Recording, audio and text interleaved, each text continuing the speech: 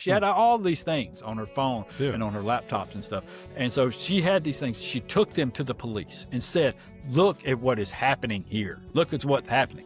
Nothing ever happened. Nothing ever happened. Yeah. And it was one excuse after the other with this. And I was told as well that eventually the police chief in the town said, all right, enough is enough. This obviously took place, and he was getting pressure from a lot of different places. But he said, this is enough. And he took it to the DA and said, you got to do something here. You've got to do something. But the DA was also at the church and in the men's group with Anthony Clark. Alrighty, welcome back. Alabama Politics this week. Josh Moon, David Person. Our thanks to Jerome Dees and the folks at the Southern Poverty Law Center. Really appreciate them for everything they do for the state, for the nation, for for us here at the podcast, for for Against Racists. Really appreciate it when they thump racists on the head, and all the work that they do. Really thank them a lot. Thanks to our folks, our kind sponsors at Wind Creek Entertainment. I really appreciate them as well. And for everybody else who plays a role in this whole thing, not you, Chip. But everybody else, we're, you're going to pay for that in some kind of way. There's going to be the picture, the stupid picture that he puts up of us on the YouTube thing is going to be me going, I guarantee that's going to be it. Our thanks to everybody. Hey, before we get to the right wing nut real quick, there were a couple of other races around that I did want to mention outcomes. Okay. Wandalin Gavon, bye-bye. Says bye-bye to Wandalin. Also Kelvin Datcher, my buddy Kelvin, he lost, coming third. Third in this race. Oh my God. But and I had heard that he had not really campaigned all that hard. And I think maybe I'm suspecting that it had a little something to do, with the fact that he had been forced to give up his pay through the city. And maybe that pay through the city was a little more significant than his check for being a rep. There, so maybe he just wanted probably to so. I don't know. Reps, I think I'm assuming reps. Let's see, reps only make about 62 or something like that a year. And I'm sure he was making a lot more with the city. I think so. Also, the good sheriff of Walker County, Nick Smith. Bye-bye. Booted on out. Thank God. I really thought, I could not believe it when I heard that people were considering voting for that guy again. But he also came in third in a 3-man race. So good for the folks in Walker County. There were a lot of interesting little smaller races. I think there was one more that I had looked at trying to figure out some of these things that were that had gone on, because we talked about the big ones, the AG's race, the lieutenant governor's race. The longtime sheriff over in Lee County, Jay Jones, also got booted out over there. Was replaced by the deputy he fired. When the deputy decided to run for sheriff, the Jay Jones fired him. So that didn't really work out for Jay. Jay was became famous during the to me anyways, became famous during the Mike Hubbard trial, and I always kind of felt like he was a little too cozy with Mike Hubbard. But I also know a lot of people who really like Jay Jones. And so Yeah, but you can't be firing people that run against you for public office, though. That's a bad look, man. I didn't care for that. He said that was, he defended it. He, to his credit, he didn't shy away from it. He said, straight up, he did it because that creates tension and friction within the ranks, and he couldn't have that. And so, I think it cost him. I think that more than anything else cost him in that race was firing that guy. And I think that So I think you address tension within the ranks by addressing it to the ranks. You say to your folks, look, this guy, I'm running again because I believe I'm the best candidate, but Deputy so-and-so has a right to run. Yeah. And I fully support his right to run, even though I don't want to win and I plan to beat him. That's what you do. Yeah. Yeah, no, I agree. I agree completely. I thought it was a bad look. I wrote about it a while back. I thought it was a terrible look. There were also a handful of races that took an interest on the Republican side. Philip Pettis over in District 1 in the House. He got beat by Maurice McCaney, an attorney over there. So the incumbent lost in that one. Black Republican. Black Republican. Matt Simpson. And I'll say too, Maurice McCaney, Black Republican. I read a lot of stuff about him when I saw the commercials and stuff. He was one of the Roy Moore supporters. He was one of the pastors that sent a letter to support Roy Moore. Wow. Yeah, right. Matt Simpson down in South Alabama got beat as well. And then there were a handful of Greg Albritton. A longtime senator. Guy was budget chair in the Senate, which that's big standing. Got beat by a dude who Terry Waters, who we wrote about a number of times over the last couple of months, who didn't really seem to know a whole lot. But he got the alpha backing and in the little farming area down there, I guess that was enough to kind of push him over the top. And so he's gonna replace Albritton there, which is not good news for our friends at Wind Creek Entertainment. He is an anti-gambling kind of guy, and so they lost a big ally in Greg Albritton, who was good for them. And but those things happen. I think overall, I think it was, in terms of gaming and where the pathways are for that, I think it was kind of a net neutral for that situation. And so I still think we're going to see gaming in the next session. And so we'll see how it all shakes out. But yeah, interesting races all around. One person, and this gets us into our right-wing nut, one person who did not lose was the sheriff of Morgan County, Ron Puckett. He beat the former sheriff, Anna Franklin, who had admittedly her own issues. So, there was a lot of things that went on there. She was cleared. She was cleared by everybody, as far as I could tell. So didn't, was not convicted of anything. But cloud though, definitely. Oh yeah, big cloud. Yeah. And you know what? She took a hit. I shouldn't say that. I think there was something that she pled guilty to, but I think it was a personal, maybe like a tax thing. Like a tax money thing, and not a corruption public office thing, but I remember the jail stuff, the jail money and all that. And then the money that went to the car dealership deal. And I'd have to go back and read it. I deal with a lot of corruption, so sometimes the stories run together. But I wrote a little bit about Ron Puckett. It was not really about his race or anything having to do with his election or anything, because it came out on Monday. And this gets us into our right-wing nuts, because our right-wing nuts are all the people who have protected Anthony Clark over the years. And I wrote a fairly lengthy column about Anthony Clark and who he is. And he was most recently in charge of recruiting for the Morgan County jails, hired by Ron Puckett over in Morgan County to be part of that team, and started out as a corrections officer at the jail. And then a year or so into that gig, was promoted up to jail recruiter. So he was going out and recruiting young folks to get into their careers and having some oversight and really guiding those young people, which is a bit problematic considering Anthony Clark's history. And I first ran into Anthony Clark when I started writing about a gentleman who worked in the Limestone school system named Mark Isley. And Mark Isley was at one point the superintendent over in Boaz. He was the human resources director in Limestone County when I met him. And at that point, he was blowing the whistle on the virtual school scam that was taking place up here in Limestone County, the one where all those folks went to jail, you remember, in Athens and in Limestone County for for padding, for padding the books and stealing money from public schools, from your kids. And so he was one of the whistleblowers on that, had started it way back when, was telling everybody that they were screwing you over. They were padding the numbers, that these numbers, there's no way these numbers could be real. What are we talking about here?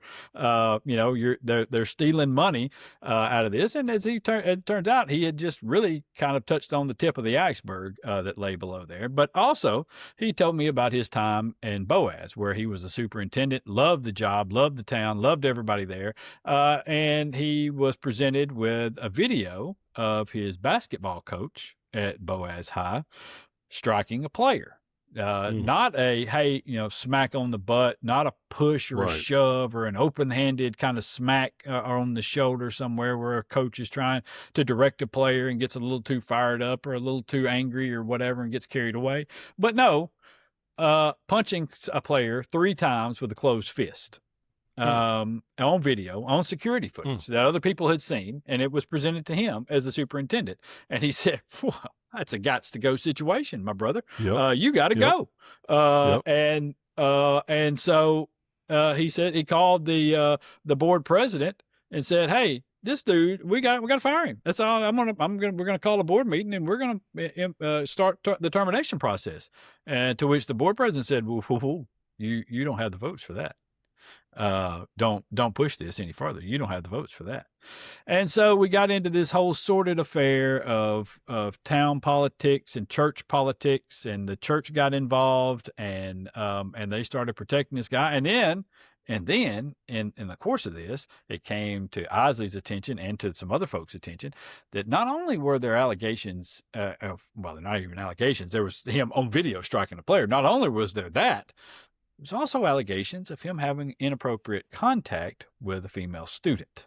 Sexual contact. Yeah, in which he had attempted to lure her into a sexual tryst, we'll say. And now he was, from my understanding, from talking to folks at the school and a parent, we'll just leave it at that, a parent, that was unsuccessful. He was unsuccessful at doing so, but there was a lot of evidence that it occurred. And so Isley said, they told him point blank, you keep pushing this, you're going to lose your job. You're going to lose your job. And to which Mark Isley said, all right. And so he said, you're going to fire me over this? Fire me over this. But this guy's going to go too. And in the midst of it, this guy resigned and slithered his way off to Andalusia, where he became the basketball coach there. Isley was eventually pushed out at Boaz because the town had turned on him, because the church had turned on him. And so Anthony Clark goes to Andalusia, where he almost immediately finds his next victim, who was a young lady by the name of Kennedy Grace Wilcox, who has filed a federal lawsuit and talked about her sexuall relationship with her basketball coach and what all it led to. And it's, all of it is not in the filings. You can go this public, you can go and read what all she says, in there are affidavits from multiple students, multiple parents, at least one teacher, I believe, is in there as well. And then there are depositions that I have. I have copies of some transcripts of some depositions that I could share, that in which they go into detail about all the people who knew about Anthony Clark and his problems. His problems not just at Andalusia, but his problems prior to Andalusia, where also he was the coach at UMS Wright. And there was allegation brought up under oath in a deposition by someone who said that he had fathered a child with a student assistant while at UMS Wright.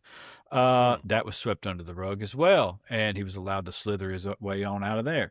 And so all of this, they knew about this. And now one of the depositions is of the superintendent in Andalusia, saying that some folks there were aware of these things, that they're aware of the rumors. Now, just to clarify, and I think you may have just done it, but just to highlight this, we're saying in designating these people as right-wing nuts, we're saying that they were aware of the allegations. We're not saying that any of them actually witnessed any kind of criminal or inappropriate behavior, but we're saying they were aware of the allegations were credible, and that instead of trying to investigate or prove conclusively guilt or innocence, they instead opted to protect this man, right? So I'll tell you, and you can decide. All right. So these are parts of things that are all part of public record. Okay. Y'all can go. I can tell you how to sign up for a Pacer account, and you can go to the federal court system and look up Wilcox v. Andalusia High School, Andalusia school system. Okay. And you can go down through there, and it costs some money, but you can go down there and pull these documents yourself and read them. And so I'll tell you some of the things that occurred. Number one, what occurred is these people who submitted these affidavits make it very, very clear that there was not a whole lot of hiding going on about this. That this girl told numerous people what was taking place between her and Coach Clark. And that there were people who walked in on situations in which they were pretty certain something was going on. Empty classroom, the two of them together, coming out of a closet kind of thing. Which is inappropriate no matter what was going on. Of course it is. Of course it is. And then there's one thing I didn't touch on in the story, okay? Because there's a gentleman there by the name of David Shakespeare, who is the superintendent. Now, he was then the principal at Andalusia High. And there are numerous people who talk about Shakespeare attempting to coerce Wilcox. I think she went by Grace Wilcox, attempting to coerce Grace Wilcox into a sexual relationship himself. And arranging with her for them to be together after she graduates. And that she talked she talked to her friends about this numerous times, and talked about the things that he said and the way that he touched her. And they talked about these things, and he talked, and there were allegations in there, and apparently text messages and things. Now, because remember, her mother recovered a lot of the text messages and went to the police with them with evidence of, hey, this is what my daughter's doing. Here's who she's with. Here's who she's communicating with. Here's how they're doing this. Here's how they're getting around it. And there were allegations in there as well of Clark supplying her with illegal drugs at a point, which plays a significant role in what later happened. Again, I'm not going to go into it, but what later happened to Miss Wilcox, because whatever you think happened, it is so much worse. Right. It is so much worse. And so again, I'm not, to be real clear for our listeners, I am not at all suggesting that there's not a preponderance of extremely strong evidence that Anthony Clark is basically a monster. Yes. What I am suggesting, though, and want to make sure we're clear about, is he has never been convicted of any crime. No, he's not. Right? No. Right. And so let me. So what we're saying is, what you and I are saying today, is that there are people who failed in their responsibility to follow up, investigate, make charges, and adjudicate, several situations involving this man that really should have been pursued, and for whatever reason, they did not pursue it. And that's why we're saying they're our right-wing nuts of the week. And I think, and let's also add on to this, that there was, and based on the column you wrote, which was very powerful, based on the column you wrote, that there appears, part of what appears to be at the root of this is some sort of strange, twisted collusion and enabling coming from this man's church community. Yeah.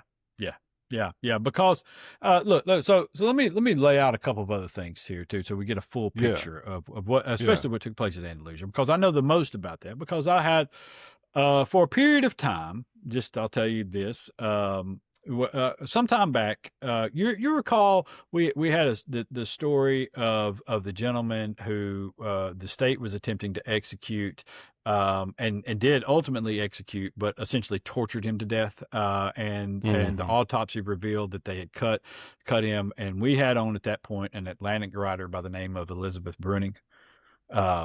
So Liz Bruning and I began talking and working kind of together on this story. And we were both at the time talking to Kimberly Wilcox, who was Kennedy Grace Wilcox's mother. And I mean, and she, I mean, I understand it completely. She's not in a good place. And she, I mean, you got to understand her daughter was basically an honor roll student. She was a great athlete. She was popular. She had friends.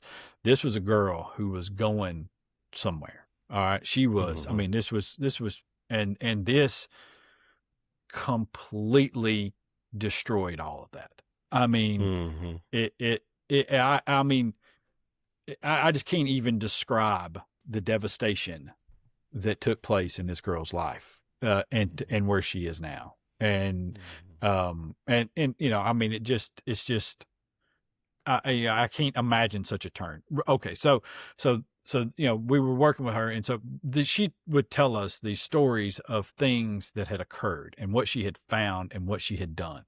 And Kimberly Wilcox was not a passive mother and not a passive player in this. She went to the police multiple times, to the point where at one point they threatened to arrest her. Okay. To try to, because she was so incensed with them and their lack of effort in prosecuting this individual, because she had records, she had text messages, and she had emails, and because that's how they would communicate was through Clark and the girl, through emails, back and forth. And he would change his email address, and they would go, you know, but the girl, she had all these things on her phone and on her laptops and stuff.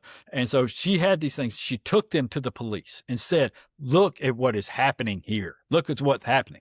Nothing ever happened. Nothing ever happened. Yeah. And it was one excuse after the other with this. And I was told as well that eventually the police chief in the town said, all right, enough is enough. This obviously took place, and he was getting pressure from a lot of different places, but he said, this is enough. And he took it to the DA and said, you got to do something here. You've got to do something. But the DA was also at the church and in the men's group with Anthony Clark. And he did this at both places. He did the same thing at Boaz. He was a deacon at the church in Boaz. He was in the men's group in Andalusia. And this was a good Christian man. You know, it's a good Christian man. And there's also a little race component in this as well, because Kennedy Grace Wilcox was a mixed race.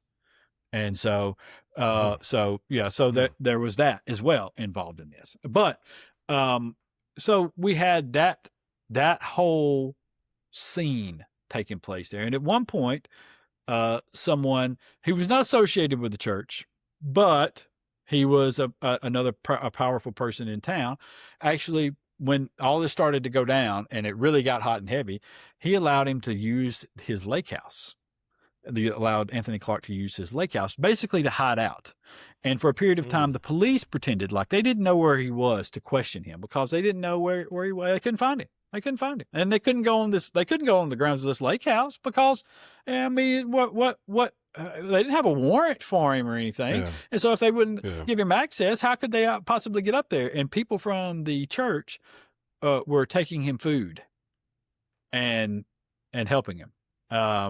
And so then he slithers himself away, I want to say to Birmingham or that area, before eventually landing at Morgan County, where, is my understanding, a family member of his was working for the Morgan County Sheriff's Office and got him the job as a corrections officer at the jail.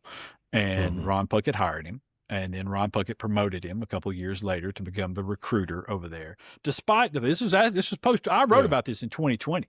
I wrote about it. I wrote about it. I wrote about Mark Isley and Anthony Clark and all that went down. So it's all out there in the public realm. Okay. It's all out there for anybody to find. And he still hired him. He still promoted him. He still put him out there and allowed him to go into schools and work with kids.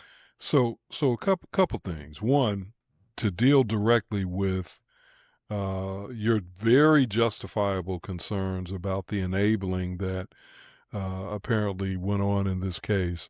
It is, unfortunately, we have seen other situations where churches or religious organizations have been protective of predators. Yeah. And as a church-going person, as a Christian person, that has always been appalling to me and astounding to me. I've never understood how people can enable and justify and protect people who have been accused credibly, or even in some cases, not just accused, but have even admitted to, or been found guilty of these kinds of actions. So that I've always found that disturbing. I don't have anything to say other than, unfortunately, we know it's happened, and it's very disturbing. And I think there are a lot of us who go to church and who are Christians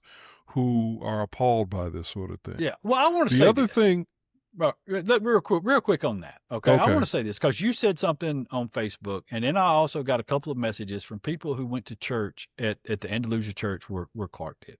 And I want to say something about this. All right. So, because I don't want to just cast a wide net over church and make it seem as though that this is taking place in all these churches and they're all corrupt and they're all protecting predators and they're all doing this and it's a terrible place. All right. What I think happens is people like this guy.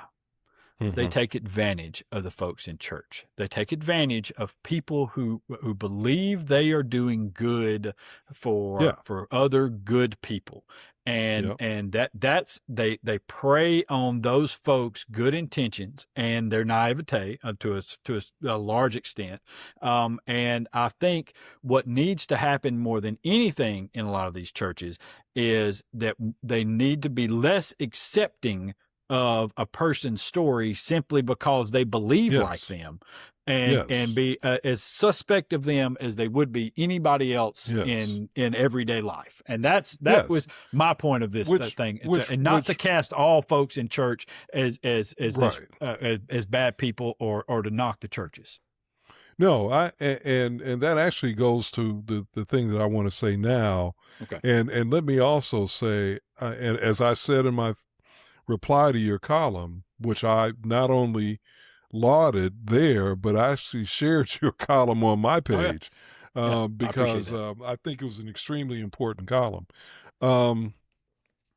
I know personally of a situation where a young man's life was ruined by a older man who preyed on him when he was I think a tween, almost a teenager, but not quite a teenager. I think maybe or maybe I think he was about 12, somewhere in there. He ruined this young man's life. And when I say he ruined his life, I mean that his sexual predation led this young man into a life where he really never could find his way towards stability. He at one point was infected with HIV, had gotten infected with HIV, and unfortunately died a tragic death. I know his family personally. I knew the young man. I knew the predator. And I'm saying to you that I think, unfortunately, as you just said, these kinds of things happen in places where people don't expect them to happen. Yeah. Now, one thing that I can say is this very man who was the predator in this in this young man's life that I'm talking about, that I knew, many years later, returned to the church where he had been a prominent member of, and I won't name the church or the city or anything like that, but he returned to the church, and it was discovered that there was another victim, somebody who was grown at this point, but there was another victim, somebody that he had preyed upon when she was a child. Yeah. And when it was discovered that he had done this and that he was trying to interact with this person as a grown person, it was reported to the authorities at the church, and they took action. They took action to try to protect the church community from this guy who had this predatory background. And that is what I think should happen, as you're saying. When churches and leaders are presented with credible evidence, they have an obligation to look into it and to take whatever action is appropriate to protect the victims' families, and the church community. And again, it is profoundly disturbing that there were enablers, as you have laid this out, that there were enablers at various levels of these communities, and that one of the common denomination of the enablers was church affiliation. That is profoundly disturbing, and it's appalling. Yeah, it is. And listen, there's also the weird reverence we have for sports in this. I mean, there was a basketball coach, for God's sakes, and there was what, we're protecting a basketball coach for what? I mean, you know what I mean? I mean, and I say that not like basketball is, the basketball is the important word in there. Even if he were a football coach or a soccer coach or whatever, I'm just saying we're protecting a coach. You know what I mean? It's like, it just, it just makes no sense to me. And it just, honestly, when the email came to me that said the sheriff had employed this guy, I thought, there's no way that's true. And, and I went and looked it up, and yeah, sure enough. And it just, and look, I'm going to say too, Puckett and these folks over here, while I accept that maybe they were unaware of the complete circumstances that were involved in Anthony Clark, I think that they knew. I think that they knew some of it. I think they became further aware of it on down the line some, because I think some people told them. I think they forced him to resign in April, and they told me some bullshit story about how, when the case worked its way through the courts, it became obvious that some of the allegations had become considered facts by the court, and at that point the sheriff had to act. The fucking case was over with in April of 24. Okay? He got fired in April of 26. And he didn't even get fired. He was told to resign again because nobody apparently has the ability to fire Anthony Clark for doing the most horrific shit anybody has ever heard of.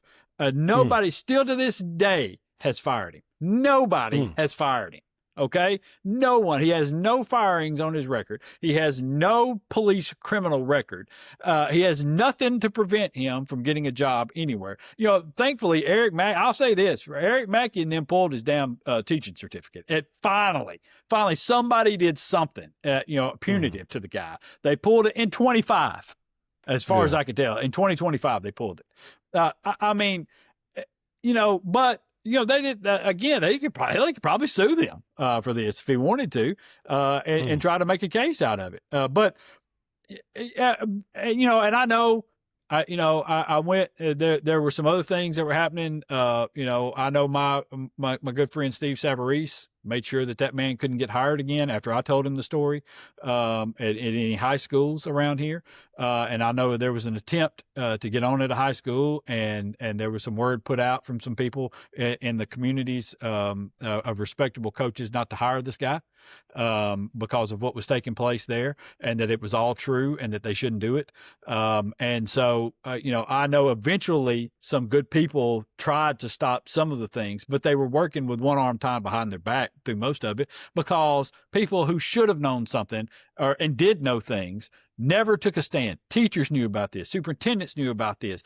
The police officers in Andalusia knew about this. The DA knew about this. The superintendent and folks in Boaz knew about this, knew about what was going on. Folks at UMS Wright knew what had happened down there. Okay.